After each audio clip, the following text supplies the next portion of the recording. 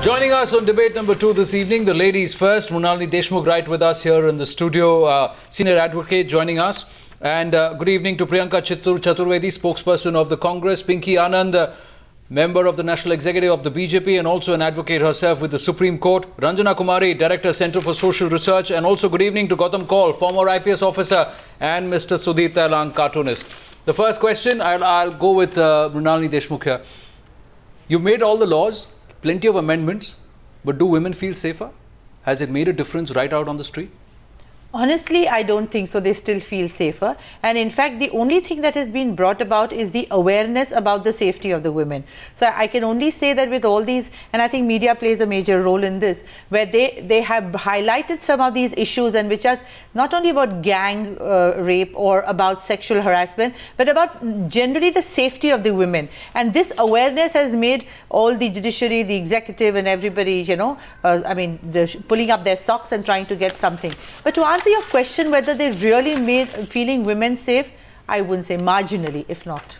Why is that though? Why is that? Let's go across to Gautam Kaul, because one of the biggest concerns that we have when we look at data is that the number of rape cases seems to have actually gone up. Now, help us understand whether that's because there are more cases being reported as a result of so much, perhaps media attention on some of these cases, or is it because nothing's really changing out there on the streets?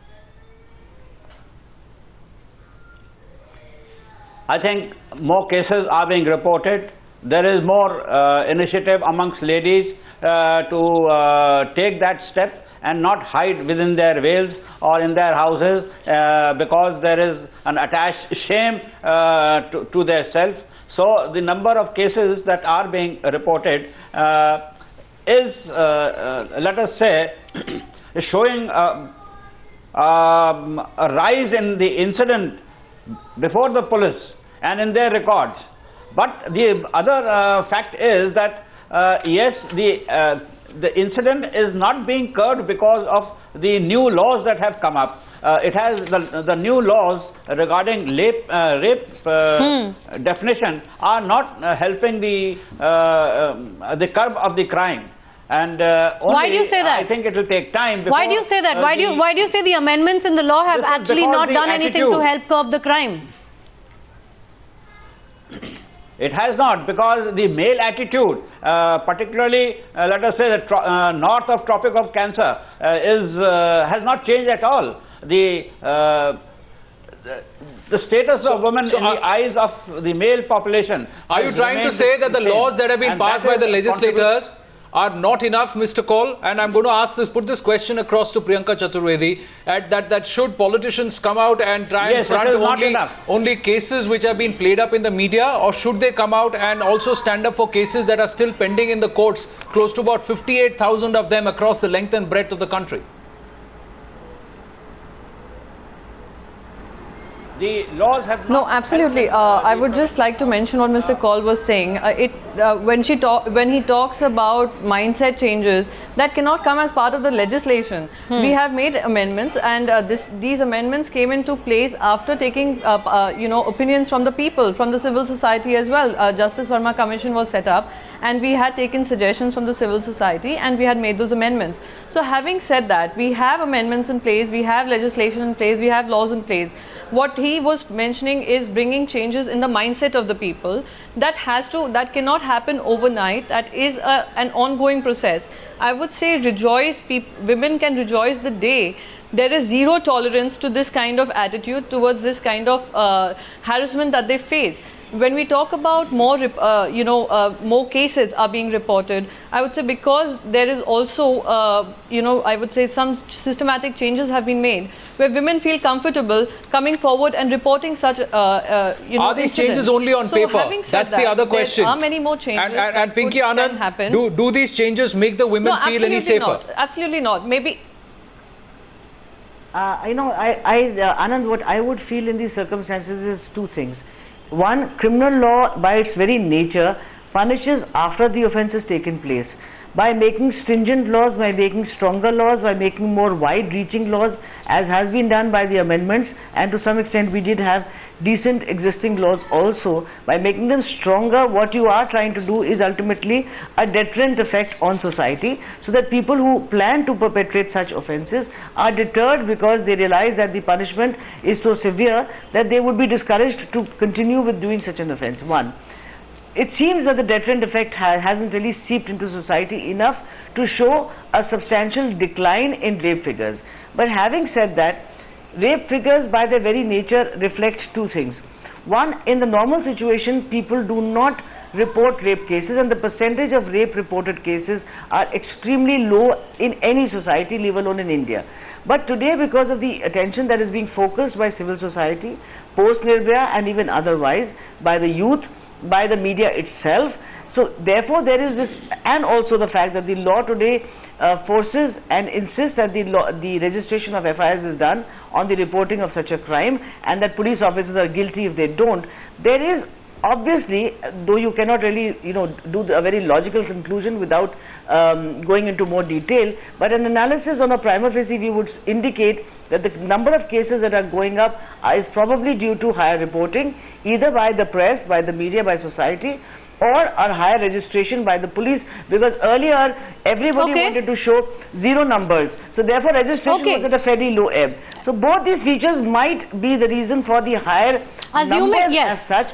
But the fact does remain, in coming just to one question, that in order for crime to go down in society, particularly rape, which is targeted against the female community of the country and of the world, you do need society's interaction, you need societal attitudes, you do need entire change in society's perceptions before you can do away with such kind of. But what about the deterrent? You also mentioned it. Ranjana Kumari, where exactly is that gap now? There have been amendments to the law, as all our experts have been talking about.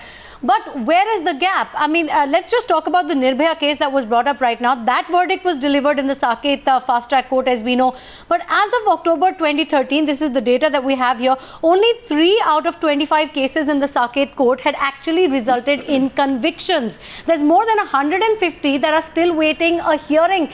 Is it not the conviction rate that's eventually going to decide whether or not it's going to be a deterrent?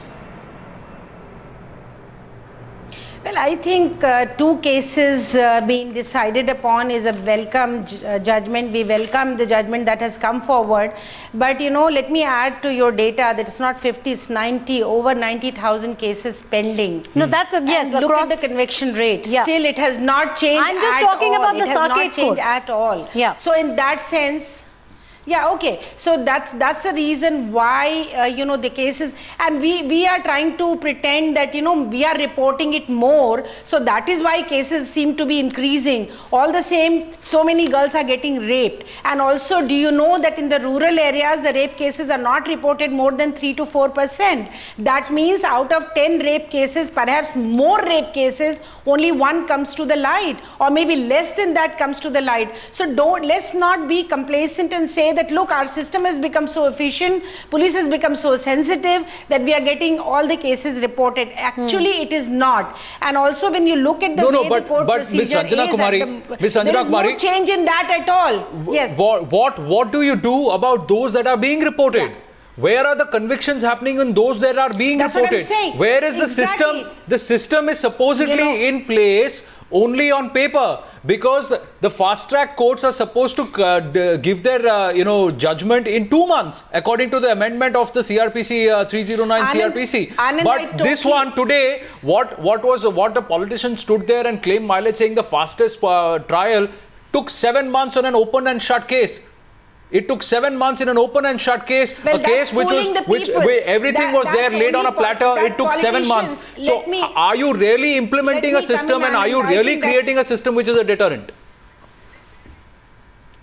Well, it's up to the people of India to decide that here is this Home Minister of Maharashtra who doesn't even take any responsibility. Even the rape case that happened on Juhu Beach, even the rape cases, so many rape cases have not even seen the light of the court proceedings. So what is he claiming? Is he claiming that because media, civil society, women's group, everybody was attacking them for not having protected this journalist, and so much of criticism was there of Maharashtra government, so they managed to get one rape case judgment come. So what about the others? Why don't they put every single crime against women cases through the fast track courts? Are those not women? Don't they deliver, kind of expect justice to be delivered? So why are we trying to get fooled by such politicians who don't care, who are insensitive? And look at this, just to get political mileage, the Home Minister is in the court to make a statement. How many cases does he attend of the rape cases?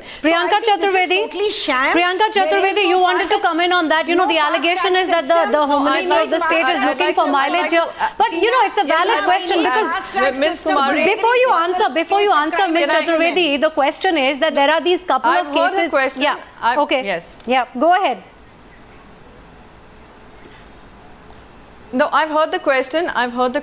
What I'd like to add here, while I agree with Ms. Ranjana Kumari that there are changes that need to be made, fast track courts need to come up with judgments faster. There has to be a smoother process, a faster process where women get justice for crimes like this.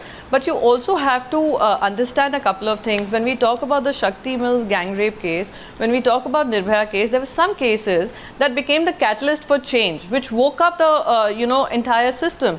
This happens to be one of those for Bombay, where everyone was following this particular case, and I totally agree that the other cases should not be ignored. Priyanka, if you claim this was a catalyst... No, 1 second, can I just complete? Ms. Ranjana Kumari... Now we have a system in place. Can I just complete? Do you want to suggest that there is system in place now? No, can I just complete? Ms. Kumari, I was hearing you can allow me to complete. Allow me to complete, ma'am. No, Priyanka, this is allow misleading. me to complete. This is misleading, Priyanka, because if we are trying to convince our people... No, this is absolutely no. I beg to differ, ma'am.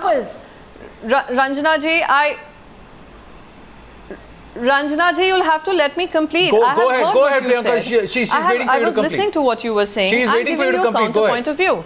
So all I'm trying to tell you, here is when you have a fast track court in place, we also need to understand that every the person who has been accused also has to be given a fair chance to put their case in court.